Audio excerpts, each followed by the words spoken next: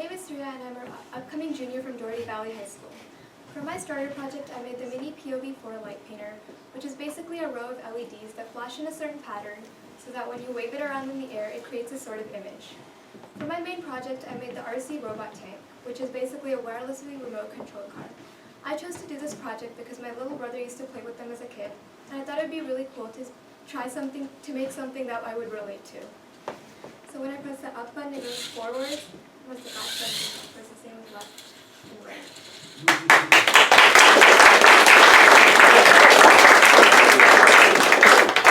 To get this working, I have two codes, one for the PS2 controller and one for the motor driver.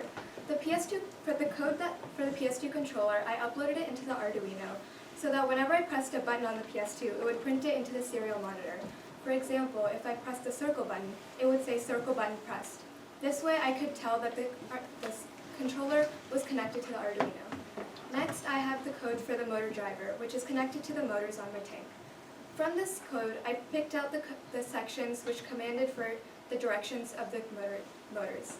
Then I applied these to the code for the PS2 so the whole thing could work together in one flow.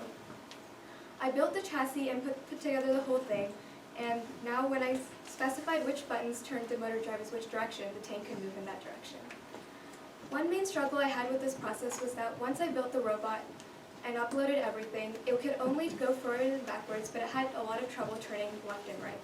At first, I thought this was because there was a lot of weight on the tank, because there's an Arduino, a 6-volt battery, and a motor driver all stacked on top. But after a couple of tries of troubleshooting, I realized that this wasn't the case.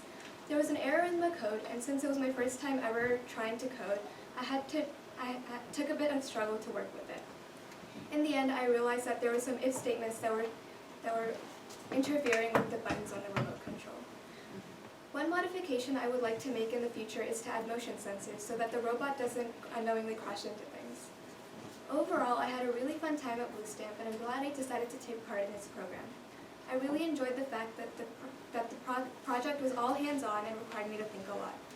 And through this process, I learned that even when mistakes arise, there are always ways to troubleshoot and fix them. Thank you.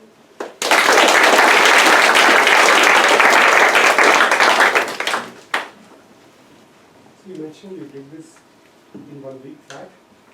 It's pretty amazing. And you had prior programming experience or you had no experience? No, Right. All of us can learn all.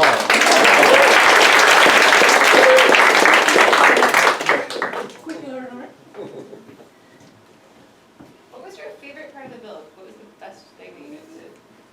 I think getting the code to work with the motors was really fun because I had to play with the code to try different combinations to see which direction they would turn in. Does it have more like a speed control? If you I'm using press like digital slowly, then it goes output. slow or something like that? So there's digital output and analog output. I'm using digital, which means that it can only go at one certain speed, which I set it to. Did you get the time to let your brother test drive it? Not yet. Would it be possible to add voice command to it? You know, go Probably forward, if backward, I add backwards. it into the code and connect it to Arduino.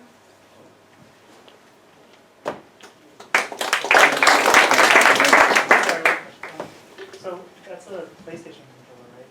So does the Raspberry Pi have like a library or something like that to read? I'm using Arduino, and so there is a library for the PS2.